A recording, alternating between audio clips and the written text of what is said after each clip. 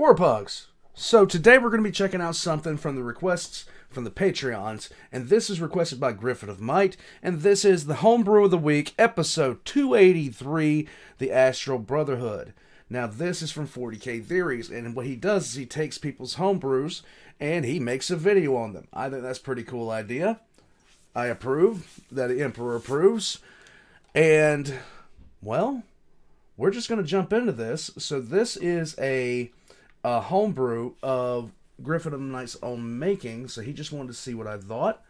We will jump into this now. Let's get into it.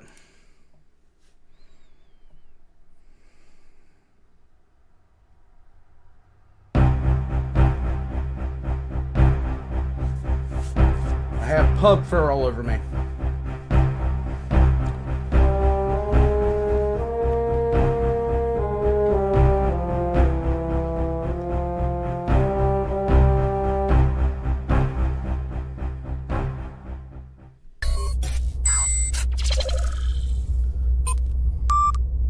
Ordo Theoreticus. Okay. Good thought for the day. The Astral Brotherhood is a loyalist chapter of the Adeptus Astartes from an unknown founding and carries a history that confounds most Imperial scholars. While it is not unusual for chapters of Space Marines to be lacking mention in Imperial records, the Astral Brotherhood is based upon the forge world of Luxor, a planet which had no mentions of an Astartes chapter even 150 years before the chapter first entered records. The Astral Brotherhood was first encountered when an Astartes and Astromilitarum force were sent to Luxor to crush a large invasion of war-loving orcs, only to find a full Space Marine chapter and PDF force composed of failed aspirants already present defending the world and succeeding in dealing a grand defense and offense. After the Orc invasion was defeated and purged, the Administratum began to investigate this unknown chapter and how it escaped their attention, though their search would prove to be a fruitless endeavor, as all... It's really not that big of a guess as to why the Administratum would lose a chapter. Frankly, there's so many foundings that have had sub-foundings and foundings on top of foundings that it's really no guess that they would wind up issuing equipment and all this other kind of stuff and then just lose the records of it. Almost little to no information could be found within their data files. The clerks of the Imperium's paperwork were unsure which first founding legion the chapter was descended from, but ultimately concluded that they had to be descendants of the Iron Hands, due to their habit of replacing limbs with bionics and the fact that many Tech Marines traditionally also serve the role of chaplain.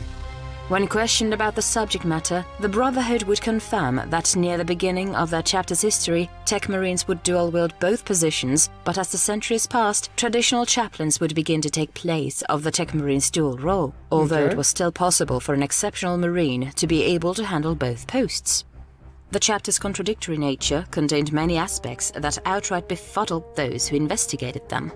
First and foremost, these Astartes would look down upon psychers, despite the Astral Brotherhood having an enormous librarians that would dwarf most other chapters. The chapter librarians, referred to as astral priests, would claim they do not harness the warp for their feats, but rather harness... Oh wow! Where have I heard this before? the power of the Astronomicon itself. Oh, so we're going that route with this one. Okay, so not the storms of Fenris. I like it. Great light that guides all ships within the Imperium. Perplexing the questioners further, by their chapter law, no librarian may become the chapter master, although according to their history, their first chapter master also had the title of chief librarian. Okay. Although indeed no librarian may become the chapter master, it is not uncommon for the Reclusiarch of the Astral Brotherhood to rise to take up both positions. The chapter fervently believes in the Emperor as the ultimate savior or redeemer of humanity, and also holds a special place as well for their forgotten Primarch, whom they refer to as the son who died for them, despite what little knowledge they can say about him. Okay. The chapter has close ties with the tech priests of their homeworld of Luxor, a group of mechanicus considered borderline heretics by many who investigate their works. But Space Marines also maintain close ties to the ecclesiarchy, Again, an unusual occurrence for a chapter with many librarians, who are still considered by many within the Imperial Creed to be witches. In defense against such things by the most radical persecutors, the chapter holds that the Solar Priest, a bright but mysterious figure of legend, is an incarnation of Malcador and reveres him as well, holding his trinity to be a key part of their culture. In truth, many onlookers would find the chapter so paradoxical that many would choose to move on to other important matters. Regardless of their history, the chapter has proven to be a valuable force for the Imperium, fighting the alien, the heretic, and the mutant, but differs slightly from their allies in the ecclesiarchy for the former, differentiating between abhuman strains and other forms of cursed mutations, declaring the former ordained by the Emperor's will in order to be able to survive and adapt in a galaxy that actively tries to rid itself of the human race. Luxor supports a slightly larger abhuman population than other planets would allow, following the chapter's beliefs that humanity refuses to bend the knee to death without a fight, and those who survived the Age of Strife are offered a safer haven than most other Imperial planets, even if for a short time. While there are many threats that the chapter faces down, they have devoted themselves especially to defending the worlds against the threat of the dreaded Drukhari of Komorog and the... Okay, so now we have more of a thing here. We have more of a thing going. So, a possible successor to Ferrus Manus with kind of a complex internal structure that they're not too willing to explain, and a tolerance for abhumans. Let's go. Vile forces of Plague God Nurgle. The reasoning behind their wrath against the Warp God stems from the fact that the forces of Nurgle were the first enemies the chapter faced after its founding, with aligned groups of heretic Astartes collectively called the Hands of Pus, formerly the 3rd, 4th and 5th companies of an Iron Hand successor chapter called the Iron Crows that became lost in the Warp and fell to the influence to the god of sickness. The now corrupted Space Marines attacked Luxor and the chapter's fortress monastery of Thebes in 873 M36 as part of a coordinated attack on the sector, but many believe it was due out of madness. The Astral Brotherhood was able to repel the warband attack upon their world, but this came at the cost of the Captain Cyril of the 3rd Company, who gave his life to defeat the warband's champion Toxionis, along with 13 other... Toxionis from Thebes. Okay, it checks out. It's like that sounds less like no, actually it does. Let's roll. Battle Brothers and an Astral Priest and many of their planet's guard regiment. The Hand of Pus assault left the chapter determined to purge the threat of Nurgle wherever found, insulted that the forces of Chaos would try to strike their homeworld with the vile filth. When it comes to the threat of the Drukhari, the Astral Brotherhood seems to have an innate ability to predict where the Xenas would appear within their home region of the Hiccupta stars, and often preemptively arrive where the dark cousins of the Eldari will appear.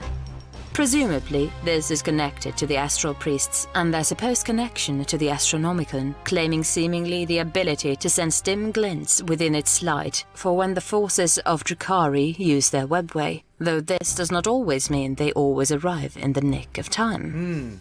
The chapter's fierce protection of its history has led many within the Inquisition to try and investigate the Astartes more, and with time, there has been only so much success.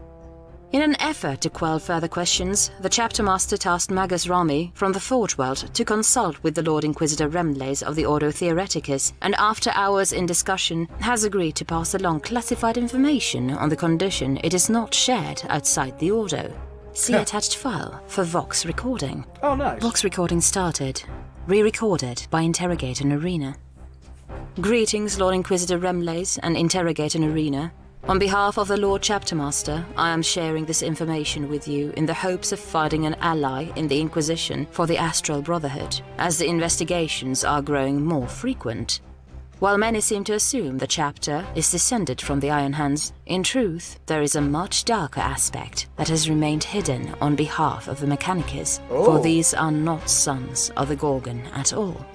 In truth, the chapter's history goes back to the dark days of the Horus Heresy, and their fall to damnation began within the 15th Legion, the Thousand Sons.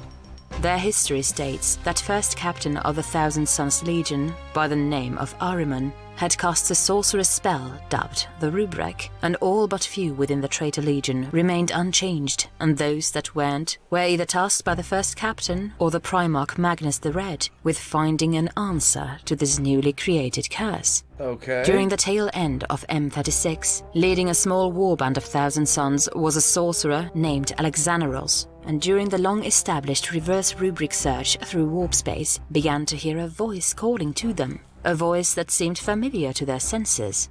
As they followed the voice through the Eye of Terror, the fallen Astartes encountered a group of word-bearers who, despite following Lorgar into damnation and fighting against the Imperium, still believed that the Emperor was a god, and mentioned a place in the warp they believed he manifested his great power, despite being far away on Terra. Okay. Alexanerus sought out this site that the fanatic word-bearer spoke of, and found what was calling to them upon a cracked, pale moon from deep within. A shard of Magnus, untouched by the Crimson King, that had hidden itself in the warp. A large gleaming ruby crystal was pulled from the scar of the moon, some believing that the shard itself falling upon causing such a wound, and brought it back to their ship, Pyramid of the Lost. Once Alexaneros and his fellow sorcerers began to gather around the warp crystal, believing that if anything they could draw more power from within it, but were taken aback as the object was shown with a blinding light. This was no warp crystal, but a shard of Magnus left untouched by the Crimson King and had hidden itself in the warp from his fallen hole. The Crimson Crystal spoke to them with 3 different voices at once. It told them that they still had a chance for redemption, that it did not want them to be against the Emperor and would perform one final duty for its sons. With a blinding light, the crystal seemingly shattered itself in a hurricane of warp energies, but the Marines could sense more than one presence all around them, its energy surging throughout the Pyramid of the Lost. When the red light subsided... 1 second. Sorry, had to answer some questions to the hospitaler. Back to it. The Thousand Sons ship was not only outside the warp, but appeared to be out of the Eye of Terror itself and back into real space. But the greatest shock of all left them speechless. The rubric spell had been reversed on their Marines that had become golems in the basic sense and had their flesh restored. The fear of their flesh change was all but gone from their mind as they felt the very touch of their father. The Marines would drift through real space for days, discussing their next plan of action when they would receive a distress call from the nearest planet going by the name of Luxor.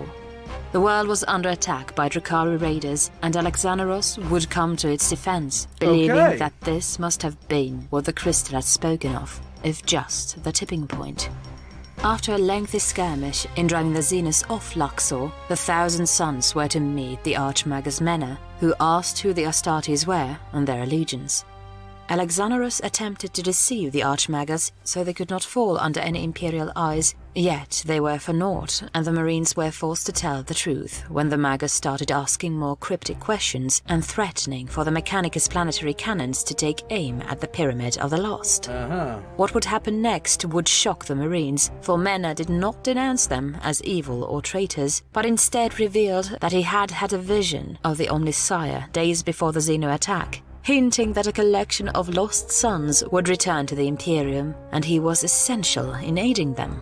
There you the go. Archmagus Mena would offer his Forge World to the Marines as a place of sanctuary, the beginning of Luxor as a chapter world, in exchange for their might to be used in the defense of the planet and its many technologies. There you go. The Thousand Sons would then be stunned when the Archmagus boldly stated that Astartes could return to fighting strength within several decades, at the very least. Take less than a century or so. Alexaneros would be led to the inner forges that Mena housed the much more secretive workings that he had hidden away. Luxor had been housing Archotech away since before Horus's rebellion, cloning technology that the less informed in the Mechanicus would view with disdain due to their lack of understanding and fully appreciate. Mena would begin cloning the gene seed of the Thousand Sons and turn to an ally far away on Mars in secret for assistance in the process, the ally in question being one Belisarius Call. The process of cloning the often unstable psychic gene seed of the Thousand Sons did indeed take a long period of time, 75 years to be exact. During that time, the Space Marines would keep themselves out of sight upon the planet and keeping the Pyramid of the Lost docked secretly in one of the Mechanicus' ports, removing the old icons they bore upon it, lest some fanatic Imperial agent gaze upon it and summon the wrath of terror upon them. The inevitable yet somber moment would come that the Astartes would agree that they could no longer safely bear the colors of the Thousand Suns and would don a softer set of colors for a new era, for their lives, for the Imperium, renaming themselves into the Astral Brotherhood. It would be at that moment that a sudden turn of events would change inner workings and beliefs of the newly christened chapter. Okay. One morning, Alexaneros, the official chapter master, after learning of the existence of the Codex Astartes, awoke to find that he could no longer see. He was now blind, but his psycho abilities still allowed him to quote-unquote see in a much brighter, blinding way that the astropaths described their sight. It would not only be Alexaneros, but the rest of the former librarians and sorcerers had lost their physical sight as well, all being replaced with this bright blindness. Not long after this, those that had their sight taken away began to hear voices from the heavens deep within the warp, towards the ever-glowing light of the Astronomicon. After several council meetings, the Space Marines came to revelation that the voices that they heard were the voices of the crystal shard of Magnus, the grand and wise echo of the Emperor, and the very legion voice of the Astronomicon itself. Nice. Believing now their librarians were bound to the Astronomicon, the loss of the vision in a similar manner to astropaths. There's a lot of influences in this. There's a lot of influences in this. I am picking up on. So, Father, Son, Spirit. Alexaneros declared that after his death, no librarian could be chapter master, lest the warp somehow tempt them away from their new sacred duties. Okay. After many decades of waiting, Archmagus Mene had kept his promise. Enough gene seed had been cloned for roughly 2,000 Astartes for the foreseeable future. When it was decided to start rebuilding the numbers from Luxor's youth the old-fashioned way, the Magos wanted to create one more batch of gene seed, but this time see if he could make sure that it was as pure as it could be. Okay. Be it the tampering of the Archaeotech with increased output or increased psychic mutation within the new batch, the machine spirits became unable to withstand the psychic force and became inert, resulting in large pulse of psychic energy that would leave the Dark Age technology ruined beyond repair. That sucks. Although the loss of the Archaeotech greatly upset the Archmagus, he took interest in the quote-unquote heightened gene seed and sought to implant them with aspirants as soon as possible. Okay. Chapter Master Alexaneros did not like the idea of his brother's precious genetic lineage becoming an experiment. He could not deny that Mene had indeed kept his promise to them and would allow the heightened gene seed to be implanted into youths in training, picked from the strongest that Luxor could provide, while the rest of the genetic stock to be sealed away for safekeeping, ensuring a future for the Astral Brotherhood. With the future secure, the Astral Brotherhood would begin venturing out from Luxor and performing the duties of Space Marines. The rains of blood left the galaxy open to further rebellion outbreaks and Xeno invasion, making the Astartes mission clear as day. Wars were fought, campaigns were joined, and worlds returned safely, if damaged, into Imperial hands. Many within the chapter would speak of this time as legend, forging their history as a new brotherhood with heroes and deeds. The greatest of these were the stories of the new champions that began to rise through the ranks and perform amazing feats, from dueling an orc warboss one-on-one, rallying a falling defense of a planet, and overturning enemy tanks with their bare hands as if they were toys. From outside of the chapter, many would say that these chosen few were blessed by the Emperor, but from within the leadership of the Brotherhood, it was clear that these champions were the bearers of the heightened gene seed. Something that Alexaneros would take pride in, despite the growing sense of unease the more the champions achieved. After many decades of warfare, however, the chapter master's worry would bear horrible fruit. Many of the champions, if not all, began to suffer terrible mutations and changes to their bodies. Terrible growths, organ failures, and twisted forms of body decay would claim the lives of some of the chapter's finest Marines. All of the Space Marines with the heightened gene seed would die off one by one until only one other group remained. Ignatius was the champion of the second company, but while the rest suffered fatal flaws from their gene seed, for him it seemed that his only flaw would not allow him to die. Within his body, his genetic material twisted until the Marine was driven mad with a rage that would drive him to attack any who would enter his line of sight who posed a threat. Nice. Many tried to slay him, to stop his rampage, but found that his body would only continue to repair itself. Alexandros would seal away Ignatius in a special prison that has since been dubbed the Sarcophagus, being unable to slay his battle brother. Attempts to remove his gene seed would prove useless, for whenever they tried to remove vital organs, they would die almost instantly as another regrew in its place. It seemed that total atomizing would be the only way for Ignatius to die, but after several councils, they concluded that instead of death, the Astral Brotherhood would instead use the Astartes as a weapon. They would release him. Basically an Astartes Eversor. Got it. Makes sense. It works. Let's go. Him only when the time was right, when a terrible enemy proved too powerful for standard battle brothers to face. Ignatius became a dark blade for the chapter to keep hidden and out of sight, for whenever the sarcophagus was opened... Sorry, she's being especially needy today and being a pest, so she's up here with me now, because she's a pest, and she knows she's a pest. Look at this. The enemy that dared pose a threat would perish. To this day, the rage-filled Space Marine still lives, trapped within his prison, with only the Astral priests themselves able to usher him back inside. Many believe that it was only due to the champion's genetics being tampered with that caused the mutations, but only a few years after, many Marines' bodies began twisting and decaying to lesser extents. It seemed the flesh change was not fully purged from within the Astral Brotherhood, but only lessened heavily. Astartes would thus start removing the affected limbs and replace them with bionics, preferring the cold of metal to the slow rot.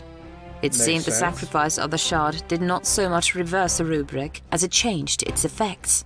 The Astral priests appear to be the only ones unaffected, but as stated, are all blind to an extent. Lord Inquisitor Remlays, you now know the truth at the heart of the Astral Brotherhood, and so I trust that you can be counted upon to be there for aid, should the chapter need it. Additional information can be found attached in the following data document. Vox recording ended. Thanks to the Mechanicus, the Tech Marines had a very important role in the early days of the chapter, with the duty of seeing to the bionics to replace the tainted flesh mutations, and still maintain this tradition to this day. Even with the introduction of traditional chaplains in later years, the Tech Marines would serve additional roles before both sections of office could be separated.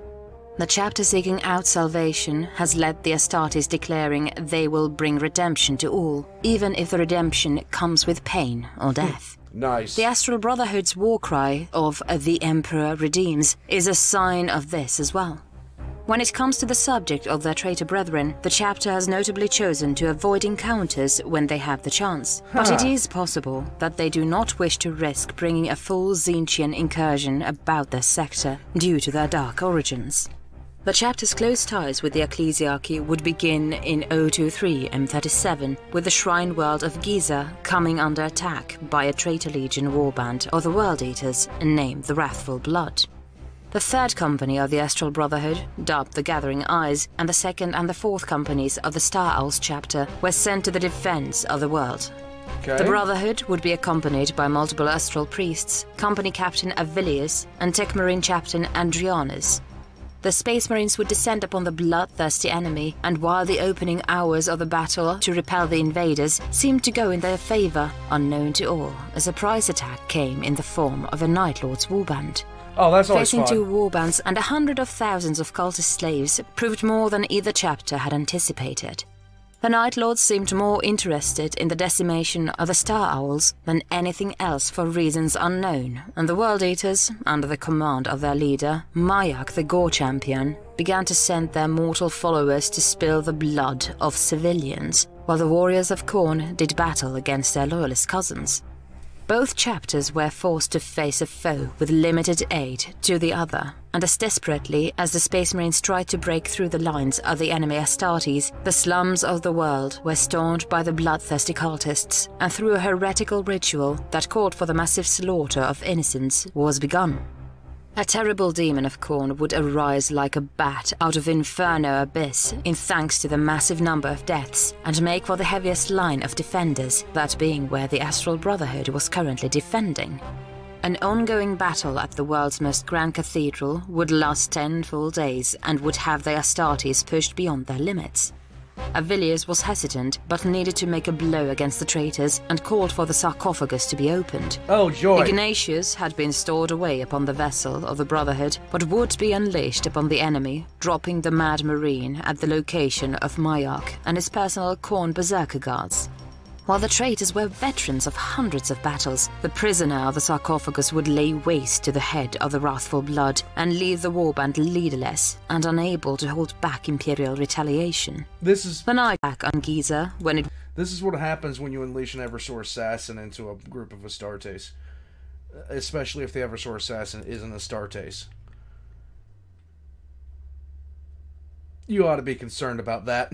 was learned that the Gore champion had been slain, fleeing the planet for the darkness of space, knowing the odds in their favor had shifted. Under the guidance of their astral priests and backing of the holy preachers of Giza, the Astral Brotherhood managed to banish the demon back to the warp, but at great cost of many battle brothers and Captain Avilius. Both the Star Owls and the Brotherhood took great losses, but the threat to the Shrine World was repelled. The Star Owls would depart shortly after and would give chase to the wounded Night Lords. Only 12 Marines remained of those the Astral Brotherhood sent, among them Andrianus. The Tech Marine chaplain and the last living astral priest named Mina began a dialogue with the surviving ecclesiarchy leaders of the wounded Giza and made their reverence of the Emperor as a god known to them, as well as the desire for greater ties to the holy organization. The Astral Brotherhood made it known to the priests that the chapter's disdain of traditional psykers and librarians was shared with their own and maintained their lack of using the warp at all, and instead their use of the Astronomicon was the source of their powers. Andrianus and Mina had saved the local head ecclesiarch, Gordon Marcus, during the conflict, and he became very sympathetic to their cause, eventually pushing for the rest of the ecclesiarchy to recognize the chapter beliefs as an accepted variation of the imperial faith. Okay. The chapter has since built on these ties to the ecclesiarchy, in great thanks to the influence of Gordon Marcus, which has given them a great deal of protection from the prying eyes of the Inquisition. With regards to their relation with other chapters, the Astral Brotherhood have a tense relationship with the Space Wolves, which the latter does not understand. While the Brotherhood acknowledges the Volca-Fenrica fight for the Emperor like none other, they still harbor feelings of hatred for the Wolves for the fall of their legion to some extent. This has made them reluctant to fight alongside the first founding chapter, despite their groups having many similarities, but this has simply been written off by many, being due to the Brotherhood's ties to the ecclesiarchy and finding the chapter wanting. If there is one chapter that the Astral Brotherhood has unusual ties with, then it would be the Black Templars and their martial prowess. The Sons of Dawn view the Brotherhood with suspicion, but the Brotherhood's disdain of traditional psykers and insistence on their connection to the Astronomicon has allowed several campaigns of victory to be shared by their respected chapters. The utter devotion to the Emperor as a god has made some Crusaders willing to fight alongside them as true cousins despite their offshoot beliefs and culture. Okay. In the later years of 868 M41, the chapter would begin to actively seek out the tomb worlds of the ancient xenorace of the Necrons alongside the forces of the Mechanicus. The reasons were seemingly unclear, but many call for aid from campaigns of war were amazingly ignored. But multiple far-off Imperial worlds that had an unknown Necron presence were secured and dealt with. On the hive world of Manat, the Astral Brotherhood went out in full force with 4 battle companies. The reasoning behind their intentions would become clear near the end of the planet Xeno attack. The High World had recently begun experiencing the awakening Necrons, waking to find their planet infested with humans. The Brotherhood appeared to save the quintillions of residents from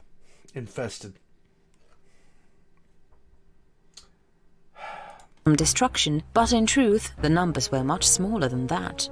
In actuality, the chapter had a secondary goal that the people of Manat and many Battle Brothers would pay for. The Astral Brotherhood was on the acquisition of Blackstone at any cost.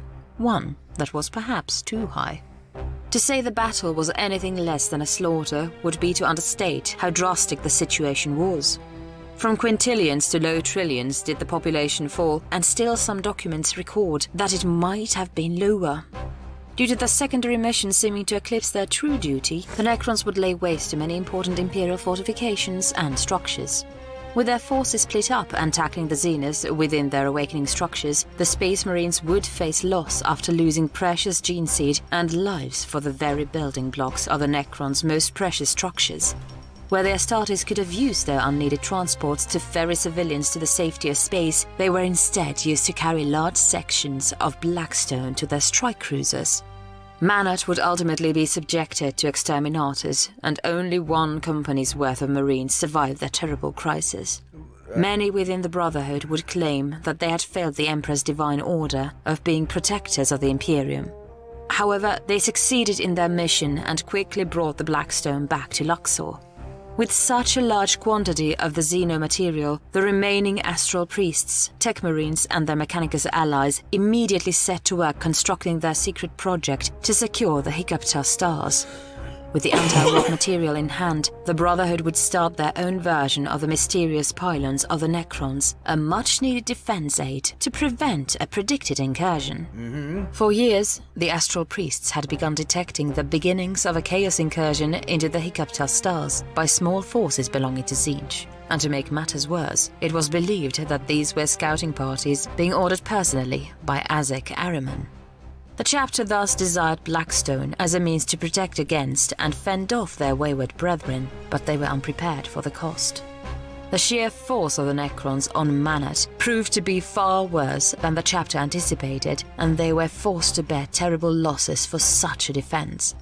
The Manat purge was less than bittersweet and was won at a great cost, but the chapter knew that Ahriman and perhaps even Magnus were now aware of them. The Brotherhood would slowly rebuild over the next century, but another conflict would ultimately flare up in 976 M41 when various warbands began to invade the Hiccup stars. Plague Marines numbering in the thousands and Pox cultists in the millions would launch attack after attack on the refreshed chapter, but it would become clear that aid would be needed. As the Astral Brotherhood fought bravely and managed to hold off the invaders as they neared their homeworld, the ships of the Silver Skulls and Heralds of Gilliman chapter Space Marines would transfer into their system.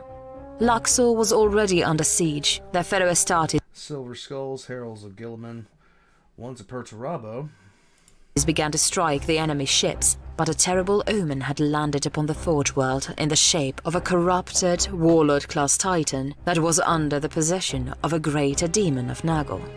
Rusted Ruin was the title of the blasphemous machine of the forces of chaos, and with its terrible guns, it would rain destruction down upon many foundries, while cultists and zombies flooded the streets. But the Brotherhood would be pushed back towards their fortress ministry. The sickening and tainted weaponry of Rusted Ruin proved to be the most hazardous. Its radioactive guns punching into the metal and bedrock of the defenses left many Space Marines dead and their gene seed unusable. High-powered energy lasers were fired. That is a very bad thing to have happen where the gene seed is corrupted beyond use. Gene seed is one of the most precious commodities of any chapter, flat out. From multiple Mechanicus defenses, but the key to slaying the corrupted Titan came when several tech priests opened the molten steel and lava channels to spill out and above onto the city streets, where the bulk of the enemy was currently. Cultists and zombies perished in the burning river as the legs of the Titan began to melt and fall upon its side, free to be bombarded with Imperial lasers and missiles until the heart of Rusted Ruin was burnt away along with Demon within it. The Plague Marines would be hunted and purged over the course of several months by the forces of the 3 Space Marine chapters. Luxor was saved and would rise again, but the Astral Brotherhood would be reduced to only 3 companies at the very end. What was just as bad, or worse, was that the attack upon the Fortress Monastery by Rusted Ruin had damaged their gene seed reserves with its radioactive guns, putting the future of the chapter in doubt.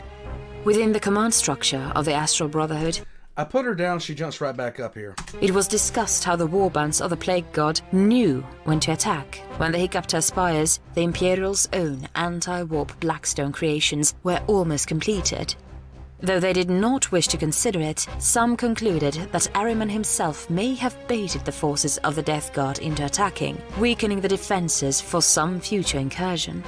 The attack upon their homeworld, the vast losses of life, and ruined gene seed left the Astartes focusing upon repairs to their planet and spires as the Silver Skulls and Heralds of Gilliman remained in system, lest they were needed. Salvation for the Astral Brotherhood would come with the return of Primarch Gilliman and the introduction of Primaris Marines. The Archmagus, Belisarius Cole, had been consulted before regarding the chapter's gene seed and had used the opportunity to create Primaris Marines for the chapter. While reluctant at first to accept these new brothers, who diverged from the Emperor's design, the Astral priests and chaplains forced the acceptance due to the chapter being in desperate need for new aspirants. With their future now secured and final completion of Hiccupter Spires, the chapter has begun reaching out to various other chapters and organizations to build new ties. Perhaps they are not in fear of an investigation after all, but are seeking allies for a future action. That remains to be seen, but could be related to the looming threat of the Thousand Sons returning for their lost kin.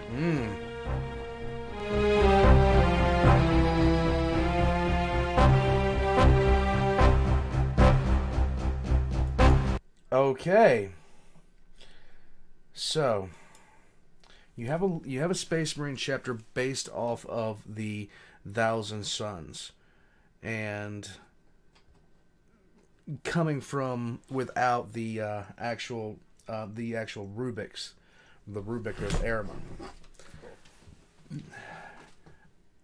The use of the Astronomicon in the same way the Space Wolves use the Storms of Fenris as an excuse to how they're not actually using the warp, guys. They're not using the warp at all.